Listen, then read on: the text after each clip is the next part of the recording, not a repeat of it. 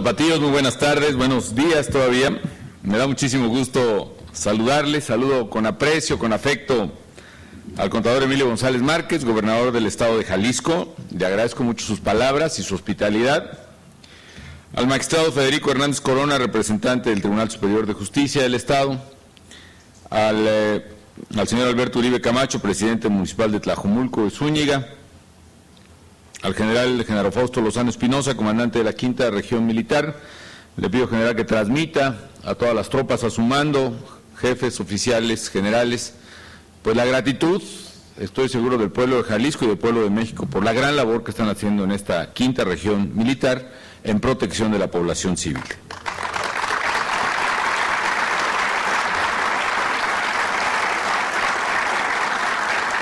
Muy apreciables legisladores jaliscienses que están aquí, muy distinguidos invitados especiales, jóvenes ingenieras, ingenieros, trabajadores, operadores de esta gran planta del ahogado, amigas y amigos jaliscienses. Para mí es no solo un honor, sino un motivo de gran gusto estar inaugurando hasta ahora una de las mejores, de las más grandes plantas de tratamiento de aguas residuales que se hayan construido en los últimos años. Como ustedes saben, mejor que yo, amigas y amigos, existe un enorme rezago en el tratamiento de aguas residuales en el país. Cuando yo entré a la presidencia de la República, se trataban pues por ahí de 1/3, un poco más, de las aguas residuales, es decir, 2 de cada 3 litros que se usan en el país de drenaje, de caño, digamos, se iban tal cual a los cauces de los ríos y de los lagos de nuestro querido México, al mar. Es decir, en un proceso de décadas, de siglos, nos esforzamos, al parecer, por convertir nuestros ríos en drenajes, en basureros. Y esto, evidentemente, con un enorme daño a nuestro querido México. Un enorme daño por la contaminación de las aguas hasta hacerlas prácticamente inutilizables. Un enorme daño ambiental por el quebranto de los ecosistemas en todas esas cuencas. Un enorme daño pues en todos los ámbitos sociales, de convivencia, de salud. No tenemos probablemente una cabal conciencia de la cantidad de enfermedades gastrointestinales y respiratorias en la cuenca de todos estos ríos, de todo el país, particularmente de la gente que vive cerca de estos ríos. Y este es un mal, a mi juicio, muy grave de daño al ambiente, que se vivía no solo en Guadalajara y en una parte de Jalisco, sino pues en una buena parte del país. Sin ir más lejos, por ejemplo, la Ciudad de México, que es o llegó a ser la ciudad más grande del mundo con su área metropolitana, pues tampoco trata las aguas que usa. Menos del 10% de todas las aguas residuales de la gran Ciudad de México son tratadas y se tiran tal cual, primero a la cuenca del río Tula, donde puedo comentarles, por ejemplo, que en la presa Endó, a la que visité pues varias veces antes de ser, bueno, en la candidatura a la presidencia de la República, los niños, por ejemplo, padecen enfermedades severas de conjuntivitis. La convivencia, por ejemplo, con animales de corral se hizo imposible por la cantidad de moscas, de moscos que se generan precisamente por la suciedad de la presa Endó, y el daño ambiental es realmente colosal, todo por la falta de tratamiento de agua residual. Todo proporción guardada, pero nuestro gran río Santiago, prolongación del Lerma, después del lago de Chapala, tiene un problema similar con la descarga de la segunda zona metropolitana más grande del país, que es la zona metropolitana de Guadalajara, sus municipios conurbados. Hoy estamos aquí, amigas y amigos, para inaugurar esta planta de tratamiento del ahogado, que revela el serio, firme, inquebrantable compromiso que mi gobierno tiene con el medio ambiente. Somos un gobierno que cree firmemente en el desarrollo humano sustentable, que entiende el desarrollo humano sustentable precisamente como la ampliación de capacidades y de libertades de las generaciones presentes sin deteriorar y sin dañar las capacidades y libertades de las generaciones futuras. Es decir, que busca aprovechar lo que tenemos ahora y ampliar la libertad y capacidad de cada persona, sin poner en riesgo a las generaciones que vienen, como ocurrió por desgracia con las generaciones que nos precedieron. Y por eso, amigas y amigos, este gran esfuerzo de tratamiento de agua residual que hemos emprendido en mi gobierno busca precisamente lograr este equilibrio. En pocas palabras, queremos que esos ríos que convertimos en drenajes, esos ahora drenajes, vuelvan a ser ríos, estén limpios, estén sanos y recuperemos así poco a poco el medio ambiente del estado de Jalisco y de todo el país. Y con estas obras, por supuesto, que vamos a rehabilitar el río Santiago, toda su cuenca y todos sus afluentes.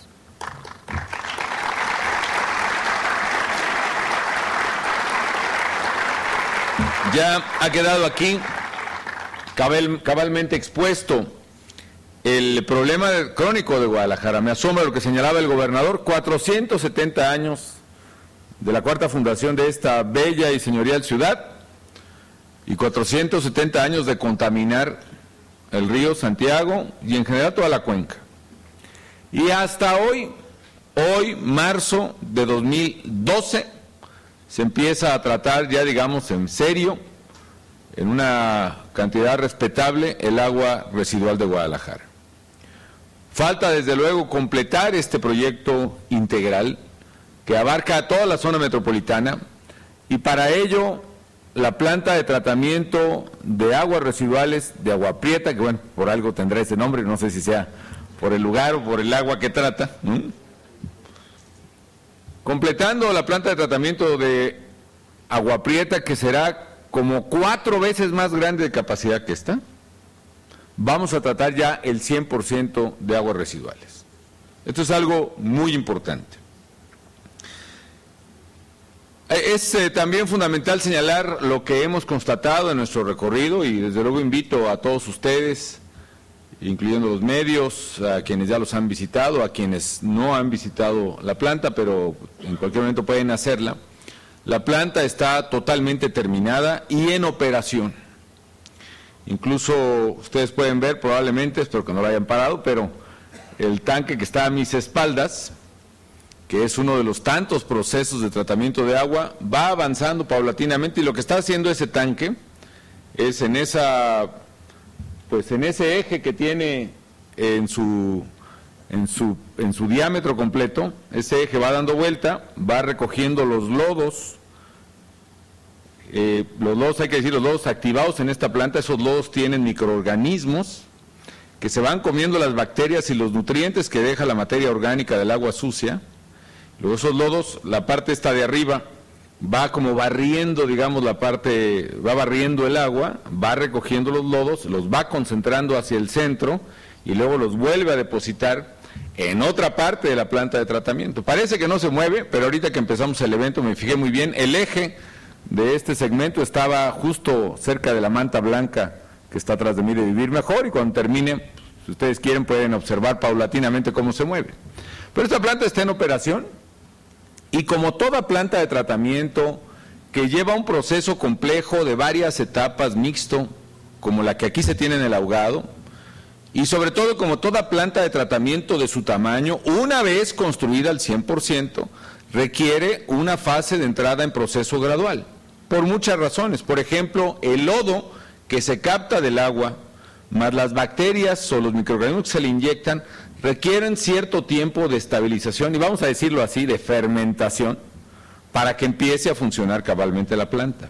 Por eso todas las plantas de tratamiento, todas o por lo menos todas las que usan esta tecnología, entran en operación gradualmente. Y por lo mismo se acopla la gradualidad del agua a tratar que se le suministra a través de colectores, y por eso el proceso de colectores también se conecta gradualmente, haciendo compatible con su fase de construcción. De tal manera que este proceso, incluso de las plantas, está diseñado para que se le sigan conectando colectores permanentemente, porque permanentemente crece el tamaño de las poblaciones. De manera tal que la planta sí está terminada, está operando y está operando bien, y mejorará además sus estándares de calidad, porque otra vez, en la medida en que se van estabilizando los lodos activados, en esa misma medida va acelerando y profundizando su proceso de tratamiento. Por eso, por ser un proceso complejo, requiere una gradualidad en el funcionamiento a tope, digamos, de su capacidad. Su capacidad también está asociada a la capacidad de descargas de la ciudad. Es evidente que la descarga no es la misma en tiempo de secas que en tiempo de lluvias. Y por esa razón también no todas las plantas de tratamiento funcionan todo el tiempo a toda su capacidad. En fin, hay varias explicaciones y quizá que dar, pero el hecho es que a mí me da muchísima satisfacción el estar inaugurando hoy esta planta del Ahogado. Decía yo que cuando entré a la presidencia de la República se trataba más o menos del 30 y tantos, un poquito más de la tercera parte nada más del agua residual. En lo que va de mi gobierno, amigas y amigos, hemos construido casi 370 plantas nuevas, algunas grandototas, como esta, otras muy chiquitas, pero son 370. Hemos rehabilitado o ampliado como otras 70 más. Es decir, estamos hablando de más de 420 plantas que entran en operación en mi gobierno. Con lo cual hemos elevado de ese 30 y tantos por ciento a 46% del tratamiento de aguas residuales, más del 1% que está aportando el Ahogado a partir de hoy, que es como el 47%, entonces déjenme sumarle. Y una vez terminadas las plantas que estamos construyendo, la planta, por ejemplo, de Agua Prieta, aquí en Guadalajara, más la planta de tratamiento de Atotonilco, que va a tratar parte del agua de la Ciudad de México, que también estamos construyendo.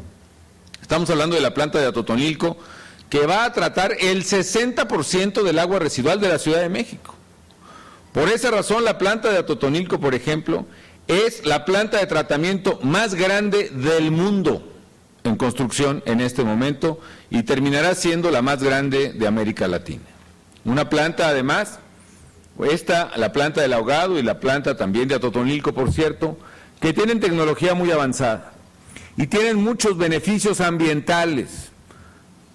Uno, obviamente, el primero es limpiar el agua para que el río deje de ser un drenaje y vuelva a ser el río Santiago un río habitable, un río amable, un río con vida, un río del cual nos podamos sentir orgullosos, un río con el cual se pueda convivir en términos humanos. Segundo, bien utilizada el agua tratada puede rehabilitar y poner más agua potable a disponibilidad de los jaliscienses. ¿Por qué razón? Porque esa agua tratada, si por ejemplo todo parte, en lugar de mandarse directamente al río, se utiliza en procesos industriales, para enfriar procesos químicos, para la limpieza de ciertas maquinarias, para los procesos de cambios de temperatura, para la generación de vapor, por ejemplo, para muchos procesos industriales, o bien se utiliza para otros usos, por ejemplo, para riego agrícola, o bien para el riego de campos de golf, también son muchas actividades las que pueden disponer de agua tratada, se usan en todo el mundo así. Esas industrias que ahorita están sacando agua de pozo, agua limpia, agua potable de Guadalajara, pues dejarían de sacar agua de pozo, utilizarían agua tratada y el agua de pozo sería para la gente, como debe ser en mi opinión. Y lo mismo, muchos distritos de riego que están utilizando agua potable, agua de pozo, podrían perfectamente usar agua tratada para producir además alimentos de gran calidad. Por cierto, por ejemplo, las parcelas agrícolas que utilizan agua negra, porque es una desgracia, se sigue utilizando el agua negra en México, el agua de río, solo debieran producir, y eso pues muy cuestionablemente, pero solo debieran producir, por ejemplo, granos o plantas altas, ¿no? Maíz, caña, etcétera. ¿Por qué? Porque el agua contaminada es muy dañina para la salud. Muchas de las enfermedades en México gastrointestinales se deben precisamente a que alimentos, por ejemplo, las hortalizas o algunas frutas, la fresa, por ejemplo, se cultivan con agua negra. Y en el agua negra va, imagínense ustedes, ¿no? Va evidentemente los focos de infección que más dañan a la salud gastrointestinal del país. Con el agua tratada, a los estándares que responde esta planta, se puede usar esta agua para el riego de áreas agrícolas de mucho mayor valor agregado, es decir, en lugar de que se esté sembrando pues algún grano en alguna hectárea de las que rodean, por ejemplo, esta zona del Ahogado, se puede perfectamente producir hortalizas o frutas, hortalizas fundamentalmente, y si se hace, por ejemplo, en procesos de invernaderos, para el dueño de la parcela implica un enorme valor agregado que multiplica hasta por 5 o 6 el total de la producción. Es decir, ese es otro beneficio ambiental, que en lugar de que se use agua potable o para riego agrícola, o para riego de esparcimiento, que es el de campos de golf, por ejemplo, o para uso industrial, se usa para agua potable, habrá más agua disponible para el consumo diario de las amas de casa y de las familias de Guadalajara y de todo Jalisco. Hay muchos beneficios también adicionales, ambientales, que antes no se estilizaban, déjenme decirlo así, en las plantas de tratamiento de aguas residuales en el país. Y otro beneficio es directamente que tiene que ver con el cambio climático. ¿Por qué razón, amigas y amigos? Primero, porque para mover la planta, para inyectarle, por ejemplo, oxígeno, que el oxígeno hace que, digamos, ciertas bacterias reaccionen más rápido, trabajan su trabajo de digestión más rápido, o para mover las grandes plantas, los grandes pilas, digamos, de limpieza, como la que está a mi espalda, se requiere mucha electricidad, ¿no? Evidentemente, para generar esa electricidad, se quema carbón, se quema gas natural, se quema diésel, combustóleo, en fin. Es decir, hay una emisión de contaminantes a la atmósfera, particularmente de gases de efecto invernadero, los gases de combustibles fósiles. ¿Qué hacen? Los gases de efecto invernadero que a partir de la revolución industrial hemos estado emitiendo al medio ambiente, toda la humanidad, lo que hacen es irse a la atmósfera, formar una capa en la atmósfera, hagan de cuenta que es ponerle un suéter a la Tierra, ¿no? Y todo el calor, la energía que el sol nos da todos los días, que digamos rebota o sale al espacio de regreso, y este proceso mantiene la temperatura de la Tierra en cierta estabilidad, con este abrigo de gases derivados de combustibles fósiles que le ponemos a la Tierra, al no salir ese calor a la atmósfera como salía antes, se queda dentro, por eso se llama efecto invernadero, porque es como este techo, los gases hacen que se quede caliente abajo de ellos la Tierra, eso altera el clima, va provocando lo que se llama el calentamiento global, y el calentamiento global altera el clima de la Tierra, y esa alteración, que se llama precisamente cambio climático, es lo que está generando que de repente tenemos inundaciones terribles, por ejemplo en Tabasco, y al mismo tiempo tenemos la peor sequía que se haya registrado en Durango o en Chihuahua en la historia. Ese cambio climático, la única manera de combatirlo, de mitigarlo, es reduciendo la emisión de gases de efecto invernadero. Y aquí, ¿cómo reduce la emisión esta planta de gases de efecto invernadero? Primero, yo lo diría por 3 vías. Primero, toda la materia orgánica que va en los ríos sin tratar, de suyo produce gases de efecto invernadero. Al tratar el agua, primero deja de tener esa materia orgánica y entonces deja de emanar en el cauce del río gases de efecto invernadero. Segunda manera, aquí esa materia orgánica se captura toda, se recoge todo lo que viene de las cañerías, para acabar pronto. Toda materia orgánica cuando se descompone emite gases, por eso es tan fétido el olor en basureros, en el agua sucia.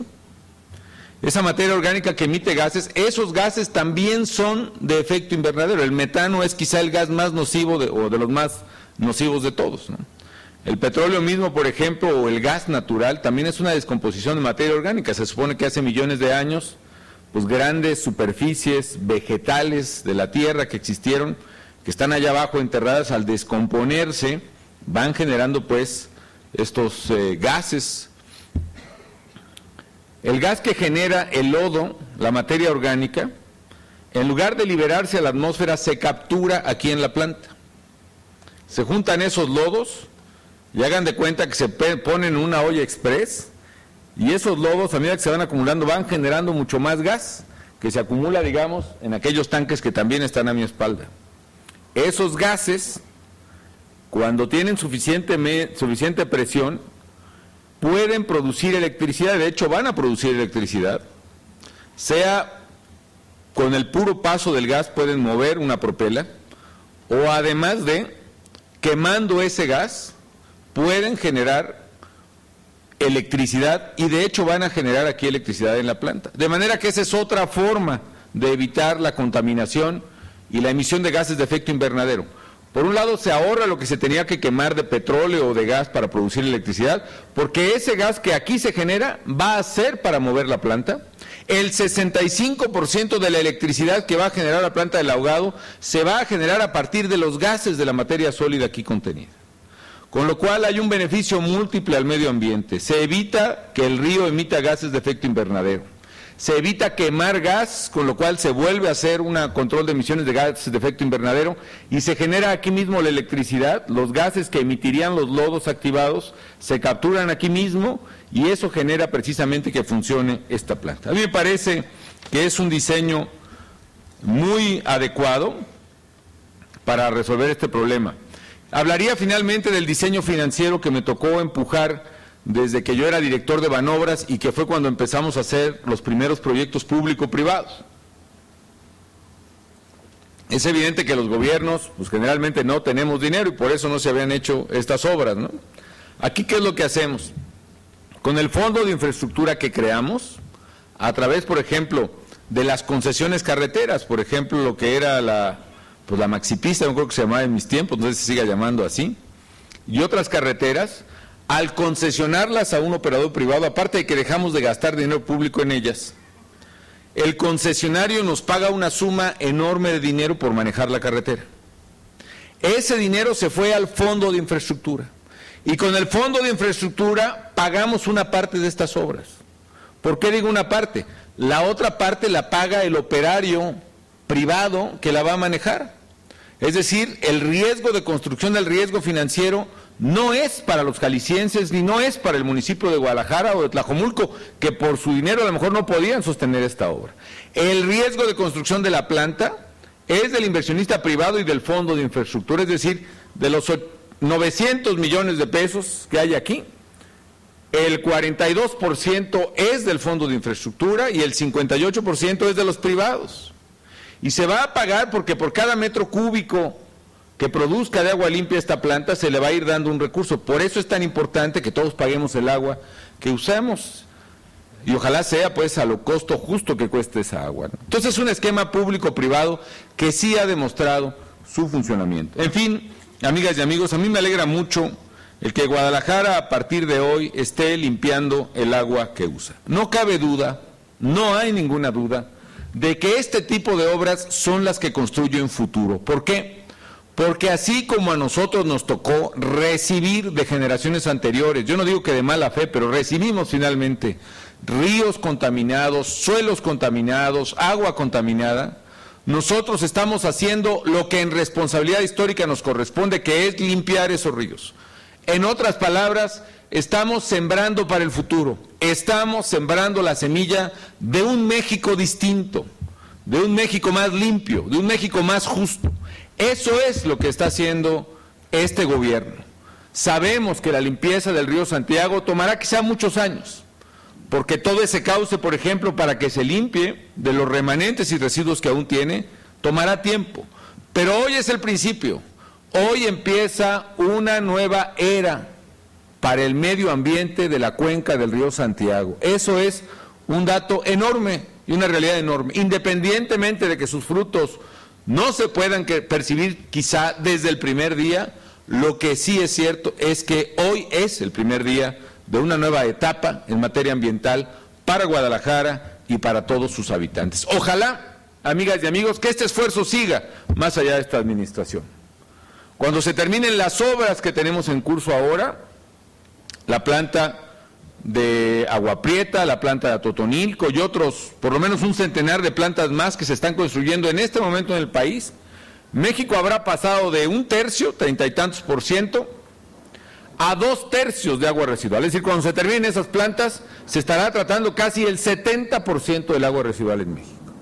Con lo cual, amigas y amigos, nos acercamos a la meta deseable de cualquier país desarrollado, no solo en desarrollo, tratar el 100% del agua residual. Si se sigue al ritmo que hemos impreso en esta administración, en esta misma década en la cual ya estamos inmersos, la segunda década del siglo XXI, será la década del agua limpia para México, para lo cual los proyectos, las políticas públicas de tratamiento total de agua residual tienen que seguir adelante y ojalá sean apoyadas por todos, por los partidos políticos, por la sociedad, por los medios de comunicación y, por supuesto, por los gobiernos y por la iniciativa privada. Que así sea y que este proyecto de limpieza de los ríos, de los lagos, del Estado de Jalisco y de todo México pueda llegar a quienes son sus destinatarios, que son las futuras generaciones de jaliscienses y de mexicanos, las niñas y los niños de hoy y los que están por venir. Muchísimas gracias